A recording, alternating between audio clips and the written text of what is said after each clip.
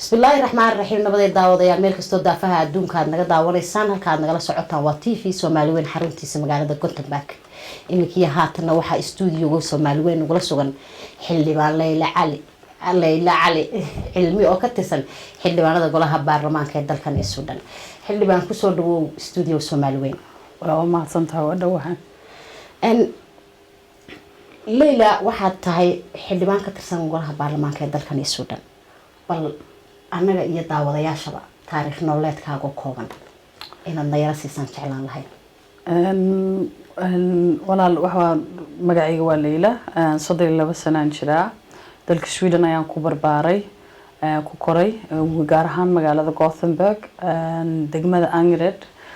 halkaas aan wax ku bartay dugsi hoose mid dhexe iyo mid saraba in Leila siyaasadda dalkan Sweden maxaa kugu dhaliyay inaad ku soo biirto siyaasadda in badan ba waxa la weydiiyay wariyaal kale badan waxay weydiiyeen dhacdadii kugu dhalisay inaad siyaasadda soo gasho runaantii ma u maleynay inay jirto maalin khaas ah ama dhacdo gooniya oo igu dhalisay inaan siyaasadda galo balse inaan anigu aan dareemay in siyaasaddu ay tahay wax aad nolosheena u saameysa macnaha haddii maanta tareenka lacagtiisa la siyaadiyo waa go'aan siyaasadeed oo la gaaray runtii waxa ay xiise gelisay inaan ogaado go'aamada naftayda iyo bulshada guudba saameynaysa meesha laga gaaro iyo habka loo gaaro iyo wadada loo maro taas ayaa igu dhalisay inaad ku soo biirto siyaasadda inaan ku biiro siyaasadda Leila adiga oo ajnabi oo haddana muslima oo haddana waliba madow oo haddana xijaaban caqabado intee leeg ayaad kala kuntay shaqada runtii anigu caqabad yani gooniyo oo shaqadayda iga saaran ama culays gooniyo oo shaqada qabashadeeda iga saaran oo arrimahaas iga xanibayaan hadda aad sheegtay ku saabsan midabkayga jinsiyadayda diintayda ma arag laakiin way jirtay dhaliil badan oo ka dhalatay xilligan galaya baarlamaanka ama xilligii la doortay dhaliishaasoo farabadnayd mid ku dhisnayd macnaha dad ajnabi ah oo codeeyay ama jinsad gooni ah oo codeeyay way jirtay dhaliil noocaas oo kale oo runtii markii la dhaba galay aan anigu oran karo waxay ahayd dhaliil ku dhisan xag jirnimo laga qabo qof ajnabi ama qof muslim ah oo baarlamaanka soo galay waxa laga soo doortay xaafad ama magaalo ajanabtu ay ku badan yihiin iyaga qudhigooda wax kulana ma la sameysay xaafadihii amba goobtii laga soo doortay runtii shakhsiyaad fara badan la kulmay way jiraan iyo ururaba ma oran karo qof walba ruux walba iyo codeeyay ayaan la kulmay laakiin dad kala duwan iyo ururo kala duwan waan la kulmay way jiraan hadda waxa ugu dambeysay aan la kulmay ururka guud ama dalada guud ee ururka Soomaaliyeed ee loo yaqaan Soomaaliska Riksförbundet sanadkoodii shirkoodii sanadlaha ayaan kala qayb galay Leila waxaad fadhisaa kursiga baarlamaanka muddo sanad iyo xogaa ah maxaad inta sanadkaaga barka aad fadhiday kursiga baarlamaanka maxaa dareenta hadda waxa ku baahmaada fulay xantii ma mooga oo waxaan anigu maqlay dhaliilo badan oo ah gabadhii la doortay meeday wax ma qabatay runtii anu sanadkan iyo barkan waxaan ku mashquulsanaa inaan shaqada barto waan dareemay shaqadan inay tahay shaqo culus markii aan u tartamayay laakiin culayskan qiyaasay mid ka weyn ayaan la kulmay run ahaantii shaqada baarlamaanka shaqo kale ama nolosha sideeda kale ba kama duwana wax walba kugu cusub waxay u baahan tahay barasho iyo inaad qabatid oo aad la qabsatid marka laakiin kastoo aan shaqeynay emotion badan baan qorintan hadda baarlamaanka fadhiyay doodo badan baan ka qayb galay marka waan wadaa shaqadii iyo barashadeedii labadaba marka dadka muuqayga waayo meel fog ma jiray baan leeyahay ma fududade shaqadii iyo baarlamaankii siyaasadii intiiba hadaba aad ku cusub tahay hawl aad fudud ma aha inta badanna wax weeyaan dadkii anu magaalada laga soo doortay laakiin baarlamaanku wuxuu ku yaalaa Stockholm marka wax weeyaan dadkii soo doortay iyo dadkii magaaladan isku nooleen firaaqadan shalay soo haynay suma hayna maadaama aan meel fog aan u safro guud ahaan dadka ajaanibta ah waxay u arkaan inaad matasho maxaad bal arrinkaa ka leedahay isaga runtii ajaanib ama qofku ama ajaanib ahaado ama muwaadin ha ahaado runtii waxaan u arkaa qof kastoo aniga xilkayga iska dhex arka una arka inaan matalo inay tahay aniga kale guul xaggayga guul weyn bay ka tahay runtii waxaan helaa gabdho yaryaro oo wadankan ku koray oo ahmiyad ka qaba inay yacnaha siyaasadda ku biiraan ay siyaasi noqdaan una haystay inaysan suuragal ahayn markaan walaahi aan arko qoraaladooda wixii dhibaan ama culaysaan u arkay xilkan inuu yahay macnaha walaahi dhibkaa wuu ila yaraadaa sababta ay tahay qofku inuu tusaale wanaagsan uu helo waa wax aada u weyn waayo kuma hamin kartid aadan arkin qof kula mid ah inuu samayn karo waa ku hamin kartaa laakiin dadka badankood runtii dhaba loo jaaxay bay raacaan xusbigan aad ka tirsan tahay muxuu qudbigiisu ka aaminsan yahay soogalitiga xisbigii milyo partiyeed waa xisbi runtii aaminsan wadajirka bini aadamka oo dhan yacnaha xisbigana wuxuu ku dhisan yahay wax la yiraahdo solidariteetna waxa weeye wadajir xagga siyaasadda ku saabsan qaxootiga ama siyaasadda magangalyada ku saabsan dhanka haddii laga eego waxaan oran karaa xisbiga milyo partiyeed waa xisbiyada siyaasadoodu ay tahay siyaasad yacnaha ilaalisa shuruucda dadka magangelya doonka waan garanay in maxaa ku qabsoomayna ayaanu oran karnaa intii amba golaha baarlamaanka aad joogtay iyo guud ahaan baarlamaankaba baarlamaanka shaqo aada u fara badan baa ka socota marka macnaha waxa baarlamaanka qabsoomay runtii waxaan soo koobi karo ma ahan waayo baarlamaanka asbuuci 2 jeer baa la codeeyaa asbuuci 2 jeer baa heshiisyo cusub iyo go'aamo cusub la gaaraa marka sanad iyo bar haddii asbuuci 2 jeer la codeynayay waa qiyaasi karta shaqada meesha ka socota waa shaqo aada u ballaaran laakiin haddii aan ku socono maxaa idiin qabsoomay hadda waxyaalo anaga saan kuu sheegay dowladda waxa weeyaan hadda Sweden waxqabadka ugu weyn ee dhacay aan u arkaa hadda markii doorashadu dhacday 2018 4 bilood bay qaadatay in dowlad la soo dhiso Sweden weligeed kama dhicin in dowlad ku meel gaara ay 4 bilood ay talada hayso taasna waxaa kaliftay labadii dhinac ee talada qaban jiray dhankii bidix iyo dhankii midigba cod ku filan ay xukuumad ku soo dhisaan midkoodna may hayn marka waxaa halbeeg ka noqday baarlamaanka Sweden oo ah xisbiga ugu saddexaad Sverigedemokraterna marka anagoo rabin in Sverigedemokraterna ay talada iyo wadanka wax ku yeeshaan xukuumadda wadanka wax ku yeeshaan taas ayaa keentay in ay daahado dowladii la soo dhisay marka wax qabadka ugu weyn waxaan oran karaa in dowladanu soo dhisnay dowlad ka madax banaan xisbiga cunsuriga Sverigedemokraterna ayaan u arkaa inay tahay guusha ugu weyn gaadeen aan gaarnay in sidaynu ognahay haddaynu eegna xagga qaadashada baasaboorka dalkan Sweden dadka Soogalitiga ah amba ajaanibka ee Soomaaliduna ay ka qayb ka tahay markaynu eegno xagga ajaanibta kale aan Soomaalida ahayn waxay ku qaataan muddo 5 sanadood ka yar halka Soomaaliduna 8 sanadood ay sugaan baasaboorka caqabadaha dhowr jeerna waa laga wada hadlay oo xildhibaano badan oo adiga ka horeeya hadii ay golaha deegaanka tayna waa laga hadlay bal caqabadaha maxaa aad wax hawla ma ka gaadheen runtii caqabadaas wax hawla aanu ka gaarnay aan ku oran karo hadda halkaas laga gaaray arinta baasaboorka ma jirto sida sheegaysidna waa sax jinsiyadaha qaar ama qaxootiga qaar sida Soomaalidu ay ka mid tahay ama dadka Afghanistan ka yimid baasaboorka muddada ay ku qaataan way ka dheertahay muddada dadka kale waxaana keenaysa inaan la sixi karin documentationka ay la yimaadeen wadankan oo laga aqoonsanayn Sweden laakiin arinta baasaboorka ku soo siyaaday oo isbedelka weyn keeni doonta waniga hadda kulaha dowladda muddo la dhisay qaadatay marka dowladda waxa lagu soo dhisay heshiis la dhaho January of toilet ma heshiiska Janaayo heshiiskaas marka waxa weyn 4 xisbi baa ku midoobay xisbigaygu ka mid yahay milyo partiyeed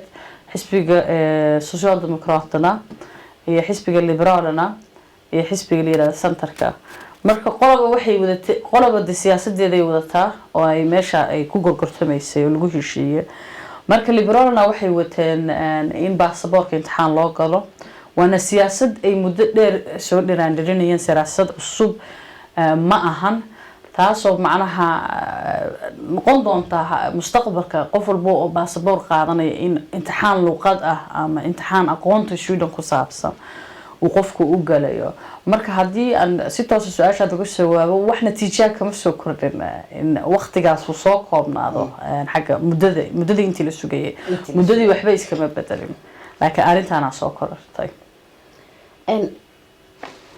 lilaayeen waxaa jira caqabadaha sharci la'aanta dadka soo galeytiga ah maxaa u qabsoomay inta golaha baarlamaanka joogtay oo go'aano laga qaatay soo galeytiga runtii dadka soo galeytiga sharci la'aantu hayso wadankan ku haysa dhibaatooyin aad fara badan baa ka jira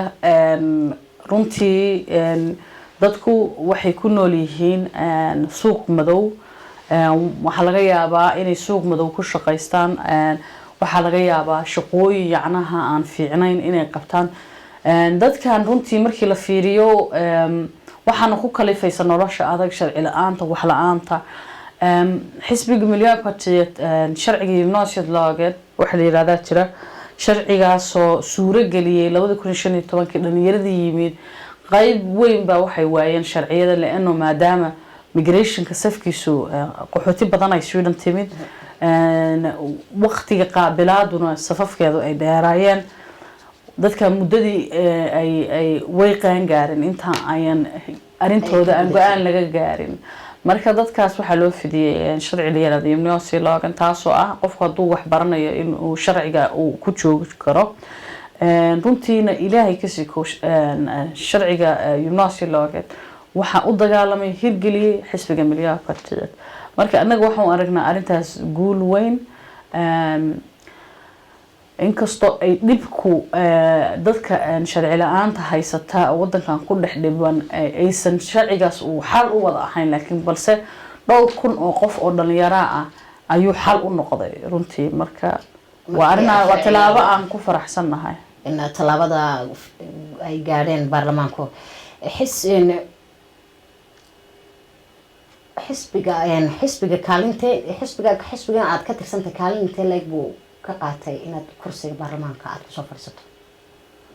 xisbigaygu waa xisbi aan mabda ahaan mabda la qaybsado laakiin ololahayga doorashada xisbigaygu mas'uul kama ahayn runtiina ma dhihi karo nimaan amaan xaq u lahayn inaan amaana khalad baan u arkaa laakiin waa saaxiibaan nahay dadku mabaadiyaan nahay dadku afkaaraan nahay laakiin ololadayda asxaabtay iyo dadkii aynu wada shaqeynayno waanu isnaqaanaa waanu isgaranaynaa waan is ognahay uma baahni inaan halkan ka shaaciyo ama aan ka magacaabo balse laakiin mid ka madax banaan xisbiga ayay ahayd waa hagaag leila inagoo ognahay adduunka inuu saameeyay cudurkan coronavirus saameyn intee leeg ayuu ku yeeshay baarlamaankiina xagga shaqada coronavirus waxaan wasaa sheegaysa meel walba adduunka uu saameeyay baarlamaanka shaqadiisa baarlamaanku waa goob shaqo sida goobaha kale dad fara badan baa isugu yimaada dad badan baa ka shaqeeya baarlamaanka xildhibaanada kaliya waxay 349 qof laakiin xildhibaanadii iyo maamulkii iyo agaasimayaashii dadkii meesha agaasimay waxaana hadii lagu soo daro waa tiro aad u fara badan marka hadda baarlamaanka anagu sideen waa u shaqeynaa laakiin cod bixintii meeshii 349 qof codeyn jireen hadda waa la soo koobay tirada 55 qof baa codeeya adduunka oo dhan hadda bari dhaweed waxay dhacday in dhaleecayn dalkan Sweden laga soo dulco la leeyahay meel waliba way u furan tahay iyadoo istiraatiijiyad aanay Yurubta kala qaadan ay qaadatay Sweden arinta bal xildhibaan ahaan maxaad u arkaysaa aad gaadheen go'aanka runtii aniga aragti ahaan waan maqlay dad badan oo dhaliilaya istiraatiijiyadda Sweden ayagoo u arka macnaha inay qaar amaanayna waa arkay qaar dhaliilayna waan arkay laakiin waxa weeyaan suugadu hadday maanta haddaad suugo karinayso 10 qof kula karayaan oo suugada kula xawaajiyayaan suugadaas waa xumaanaysaa waxaana fiican moogtahay in la kala saaro wadamada ay hadda Sweden loo barbar dhigayo waxa laga yaabaa xataa inaan isku nidaam dawladeed ahayn wadamo badan waxa weeyaan wasiirku waxa weeyaan wuxuu leeyahay awood uu ku xiri karo xafiisyada dawladeed goobaha bulshada Sweden wasaaradahooda iyo wasiiradooduba awooda ma laha Sweden waxay leeyihiin khubro hoos timaada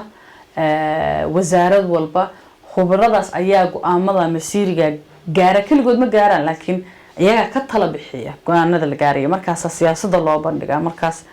dood ka bacdi iyo wada hadal ka bacdi ayaa go'aanadaas la gaaraa anigu waxaan u arkaa wadada ay Sweden ay martay inay tahay wada macquul ah waxaan ku kalsoonahay dadka khubrada ah iyo xafiisyada yani dadka khabiirka ay joogan sida xafiiska Folkhälsomyndigheten ama Socialstyrelsen marka waxa weeyaan lama ogaan karo cidii maanta saxsan leeno coronavirus noocan oo kale hore adduunka uma soo marin nidaamyada la adeegsanayo waxaan wax hore loo soo sameeyay loo soo tijaabiyay ma jirto marka nin khabiir u ah oo og macnaha oo caalim ah oo dhigi kara wadadana saxsan ama wadan hebel baa sax sameeyay ma jirto marka waxay anaga taayadaan ku adkaysanaynaa Sweden baan joognaa runtiina aniga aragti ahaan waxaan aaminsanahay wadada ay Sweden qaadatay joogisteeda kaliya ma aha inay tahay macquul waa wada macquul baad leedahay ayaan u gaarnay go'aanka leela dadka ajaanibta ah waxay ku nool yihiin amba ay degan yihiin goobo ciriiriya sidaynu ognahayna cudurkan coronavirus saameynta ballaaran wuxuu ku yeeshay dadka ajaanibta ah ee degan goobaha ciriiriga ah bal iyaga qudhigooda arrimaha maxaad ka leedahay dadka waxa weeyaan ajaanibtu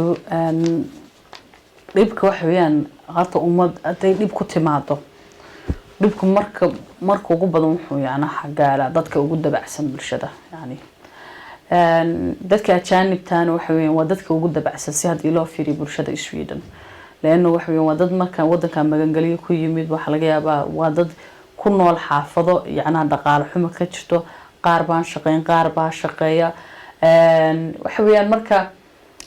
Sweden waxa ka jirta guri xumo guri la'aan baa ka jirta hadda waxa qofkii rabay inuu guri maanta qaato dhowr sano ku qaadanaysa magaalada Stockholm 10 sano qofku saf ugu jiray guri marka arinta macnaha guri baahida guryaha loo qabo mid maanta la xalin kara ma ahan laakiin dadka ajaanibka waxay la mid yihiin dadka kale wadankan ku nool hadii la fiiriyo information ahaan yani Folkhälsomyndigheten hada information luqadda Soomaaliga luqadda Carabiga luqadda macnaha luqad uusan ku bixin ma jirto aniga dadku waxaan ku dhiirigelin lahaa inay khibrada dhageystaan inay is ilaaliyaan inay socod aan baahi loo qabin oo muhiim oo daruuri ahayn aan la socon waxa weeyaan inuu qofku dadaalo intuu dadaali karo warno waxa dhici karta in dadkii amba bulshadii inagoo oo aad garan karnay inay ay isdhexgalayaan oo hadii aynu eegna ajaanibtii ay meel kasta ay ku kulmayaan maxaad kula talin lahayn guud ahaan qoysaska ajaanibta ah ay saameysay dhibaatooyinka qoys burburka ah anigu waxaan kula talin lahaa umadu markay ay horta wadan kala timaado oo ay umadu ay socdaal ay ka soo socdaalaan meeshay degnaayeen meeshay yaqaanaan luqadda yaqaanaan dadku waxay la kulmayaan caqabado badan la qabsi wadan cusub luqad barashadeedii inuu qofku suuqa shaqada soo galo aniga marka waxaan dadka kula dadaali lahaa aan kula talin lahaa inay ku dadaalaan luqadda sida loo baran lahaa waayo luqaddu waxay ku horseedaysaa in wadooyin kale iyo albaabo kale ku furmaan luqaduna waxay muhiim u tahay waliba siiba waalidkan arintan leeyahay sababta ay tahay luqadda dadka waaweyn ee waalidka ama dadka ubadka haysta inay bartaan muhiimad bay leedahay sababta ay tahay ilmaha halkan ku koraya tusaale wanaagsan bay u baahan yihiin tusaaluhuna wuxuu ka soo bilowmaa guriga guud ahaan dalkan Sweden waxa ka dhaca dilal dhalinta ajaanibta ah haday taboori tahay Sweden istoodadeeda oo dhan dilalka bal idinku maxaa xagga baarlamaan ahaan oo kale bal arrinka maxaad naga odhan lahayd dilalka Sweden ka dhacay waa mid laga naxo waa mid dhibaato leh in dhalinyaro yar yar oo mustaqbalkoodii uu bedbilow yahay aan waliba curanba in yacnaha ay wax maalayacniya ku dhintaan runtiina anigu waxaan aaminsanahay dhibkani macnaha sababo badan inuu leeyahay inuu sabab u tahay yacnaha ciyaalkan in waxbarashadu ay ku adkayd ama iskuulashay dhiganayeen ay iskuulal quality lahayn ay ahayn in gurigu xataa nidaam badan ka jirin macnaha waxyaalo badan baa sabab u ah marka anigu horta waxaan muhiim u arkaa in waxbarashada lagu dadaalo in iskuulasha kor loo qaado in la keeno macallimiin aqoon u leh iskuulasha xaafadaha ajaanibiga ah hadda waxaa u badan dad macallimo ku shaqeynaya laakiin aqoonteeda saxda aan lahayn marka waxyaalo badan baa jira aniga uma arko qofka maanta qofku khalad uu leeyahay laakiin markii la yiraahdo asbuuci dhowr qof baa dhimanaya oo waxaan u dhimanaya ma ahan problem shakhsi ku kooban lama oran karo hebel baa xumaa way arinta hebel way ka weyn tahay wax weeyaan dad badan baa dhimanaya dad aan xataa arintan wax ku lahayn baa dhimanaya oo wax weeyaan qof baa hadda walaalkii la tooganaya asagoo walaalkii aan shuqul arimahan ku lahayn ama walaashii aan ku lahayn marka waxaan waa dib hadda ku faaftay bulshada dhan kana baxsan dadka criminalka marka dadka anigu waxaan kula talin lahaa runtii tala ma hayo laakiin waxaan hayaa way hal talo oo waxaan xalin kartaa ma jirto laakiin waxay u baahan tahay siyaasadda waalidka iskuulasha in arrin iskaashi bay u baahan tahay arrintan aan sahlan maaha nabadee daawadayaal meel kastoo daafaha adduunka aad naga daawanaysaan halka aad nagala socotaan waa TV Soomaali weyn xaruntiisa magaalada Gothenburg wali waxaynu ku guda jirnaa barnaamijkeeni gaarka ah ee caawa marti noogu ahayd xildhibaan Leyla Cali Cilmi oo ka tirsan xildhibaanada golaha baarlamaanka Leyla waxa tahay qof caan ah marka aad basaska amba treenada aad kula kulantay bulshadaada aad ka soo jeedo bal ka waran arrinka isaga horta lama anigu horta ma dhihi karo caan baan ahay laakiin way dhacdaa marka qaarkood inaan la kulmo dad garanaya muuqayga garanaya runtii mararka qaarkood qofku waxa jirta xilliyo qofku uu sawir diyaar u ahay oo de isagu iska bedelo Facebook oo meel iska barayo aad iyo aad marka way dhacdaa inay anoo iska daruufaysan in la yiraahdo Snapchat ma kula geli karaa balse inta badan anigu waxaan u arkaa farxad qof raba inuu sawir la galo iyo qof aniga hadalkayga iyo inaan la hadlo ina arka macna qof xildhibaan ah runtii waa wax qaali ah wax aad u qiimo badan oo farxad aad u weyn waxaad lahayd asxaab aad u fara badan intii aanad golaha baarlamaanka ee dalkan Sweden ka soo biirin asxaabtaadii xiriir intee leeg baa waqti xaadirkan leedahay والله shaqadan waa shaqo waqti badan qaadanaysa anigana magaalada Gothenburg baan deganahay oo xarunteedu ay tahay laakiin goobteedu shaqada waa Stockholm marka 5 maalmood oo shaqada xagan ku maqanahay marka firaaqadaydu way iska yar tahay laakiin asxaabtii waa jecelahay wada salaamaya waan anaguna waanu kaaga gudbinaynaa salaanta qaaliga aad u soo jeedisay adiga iyo asxaabtaadana anaguna si gaar ah idin salaamayna hadaan nahay bahda Soomaali weyn doorashada soo socota maxaa ku qorshaysan runtii kuma oran karo waxba ay qorshaysan laano wali go'aan ma gaarin inaan doorashada soo socota inaan ka qayb gali doono waa jeclahay hadii naftu de waqtigu ii suura galiyay inaan soo noqdo waan jeclaan lahaa laakiin aanan qaatay buuxa wali ma aha marka wali waxba ay ma qorshaysna laakiin hadii arinta ay noqoto ama haday noqon doontaba war mid hamigaaga ku jirta inaad mar labaad laakiin aad soo noqoto aad ku soo noqoto golaha baarlamaanka hamigiga way ku jirtaa sababtoo ay waxaan aaminsanahay qof bini'aadamka hal mandate oo xil qabtay inuusan u baahan yahay waqti ka dheer uu wax ku bedeli karo balse haddana shaqadani waa shaqo waqti badan qofka naftiisa ka qaadanaysa culays badanna leh wax lagu degdegi karo aan maanta ku dhigi karo beri diyaar baan waqtigu sidoo noqon doono iyo xal sidoo yahay 2 sano iyo barbaa ka dhiman doorashada ma ogi marka insha Allah waan iskaga soo noqon doonaa insha Allah insha Allah waynu insha Allah rajo fiican baynu ka rajaynaynaa taana su-aasheeda u dambaysa haddaynu ka nimaadno siyaasadda dalkan isu dhan iyo baarlamaanka dalkan isu dhan waxaan kaa weydiinayaa dalka iyo Soomaaliya maxaad ka damacsan tahay mustaqbalka inaad Soomaaliya aad ka noqoto si maxaad kula talin lahayd madaxda iyo bulshada Soomaaliyeed ee ku naqan wadankii anigu hadda Soomaaliya inaan siyaasi aan ka noqdo qof ay qorshuhu igu jirto ma ahay inaan Soomaaliya hadda aan siyaasi ka noqdo waa jeclaan lahaa laakiinse inaad siyaasi ka noqoto ilaa waa jeclaan lahaa laakiin hadda sida ay wax yihiin Soomaaliya runtii anigu madaxna la talinayo Soomaaliya laakiin waxaan aniga aan oranayaa bulshada Soomaaliyeed waxaan u baahanahay isbedel baan u baahanahay waxaan u baahanahay burbur baan ku jirnay 30 sano oo ugu dambeeyay haday Puntland noqoto haday Somaliland noqoto haday dawladda federaalka noqoto haday Galmudug noqoto it doesn't matter wax cad oo muuqda oo nafle wax qabtay lama arko dadku macnaha hadii la fiiriyo wadamada adduunka ugu faqrisan weeyaan Soomaaliya waa wadamada adduunka ugu nabadgeliyada xun marka hadii aniga marka umada Soomaaliyeed waxaan dareemayaa inay naga maqan tahay wax lahaansho wadankan yaa iska leh dhulkan yaa iska leh dadkan yaa iska leh way naga maqan tahay sababtoo ay tahay hadda wax weeyaan hadii xukuumadaha hadda soo tirsanaa leedahay miyaa inay dadkii wax weeyaan waa ani waxaan aaminsanahay dadka Soomaaliyeed in sarcaad baa lagu riday 30 sano ugu dambeeyay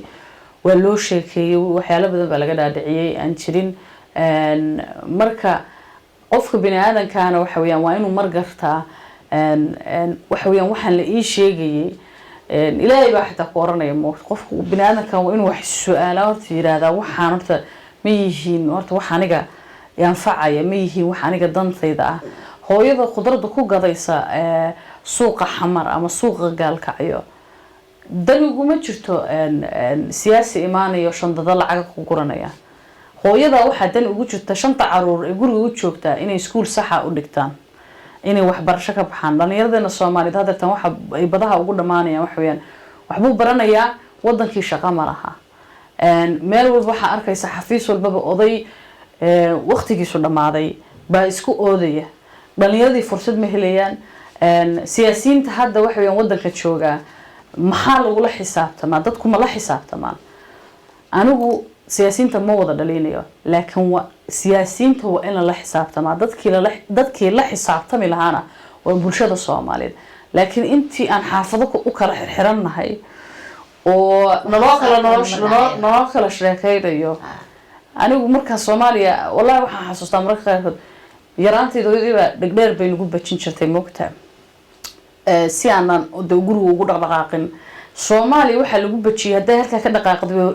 tuulada tagtid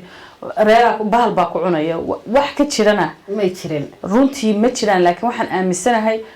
nidaamkan aan ku kala qaybsanahay dadka wax ah ama dadka maanta talooyinka haya waliba rag u badan yihiin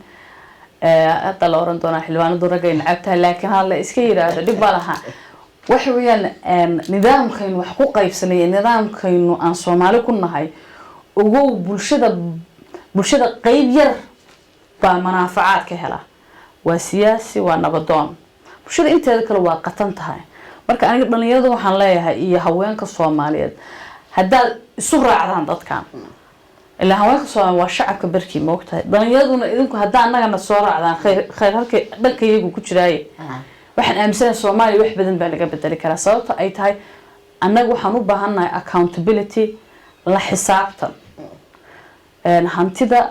wadankan taala khayraadka yaala dakhliga deeqda xataa Soomaaliya laga baxsho anigu waxaan aaminsanahay Soomaaliya waxaan u baahanahay accountability iyo in bulshadu ay ka dhidhiido wax qabad xumada inaysan markii la yiraahdo reer hebel baa wasiir hebel baa laga qaaday kursiga ba intii shacabka lacag yar la siiyo ba shacab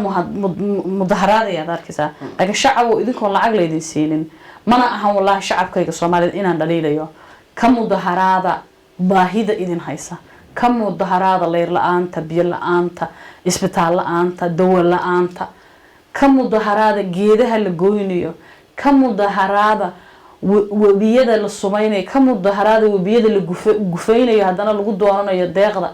ka mudaharaada dadka idin cirib tiraya, leano dadkan ma ahan dad dantiina wada. marka waxaan aniga aan runtii ku rajo weynahay dhalinyarada Soomaaliyeed inay Soomaaliya wax ka bedelayaan. waxaan ku rajo weynahay hadda casrigan